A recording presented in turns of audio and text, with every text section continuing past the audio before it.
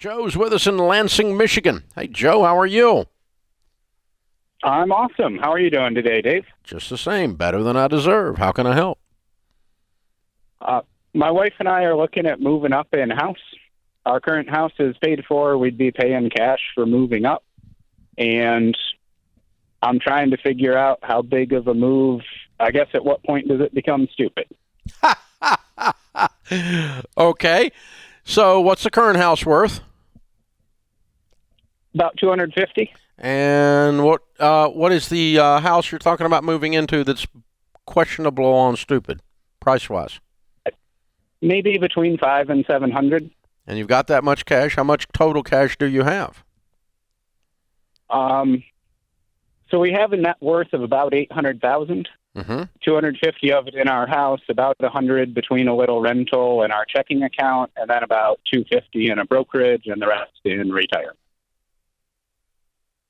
So if it were 500, roughly, we could move up, sell our house and do it. Oh, you're selling the house. Okay. All right. So your total, you would have a net worth of around 800, and over half of it would be in your personal residence. Yeah, that's where we'd be if we moved up. Yeah. And your household income is what? Closing in on maybe 75%. Yeah. Depending on the year, 180 to 230. And how old are you guys? We're in our mid-30s. No, I don't think that's crazy. Because I don't think your net worth is your house is going to be 50 to 60% of your net worth for very long, because a house will go up in value from this point forward, but you're going to be aggressively adding to investments, and so your investments are going to be at $1 million pretty quick. I mean, I'd agree with that. 5 to 7 years, you should have $1 million plus your house. Right. At which point you'd be about a third. The average person that we found in the Millionaires study, when we studied 10,000 millionaires, we found just thousands and thousands of them that had a $1.5 million net worth and 500 in a house and $1 million in their retirement account. But the average was 49 years old too. Mm-hmm. Okay, so that's kind of what I'm gauging this off of. You're young, you have a big income.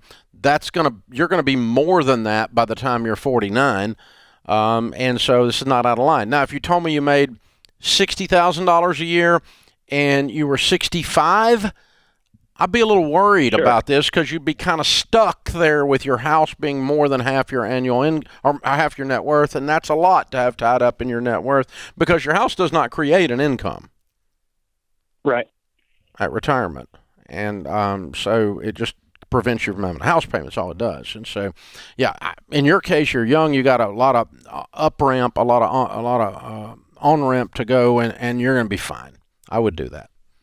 See how I did that? Yeah, that's very good. I think it's really smart because of the age factor and the house itself. I mean, it's going to end up being a really good ratio.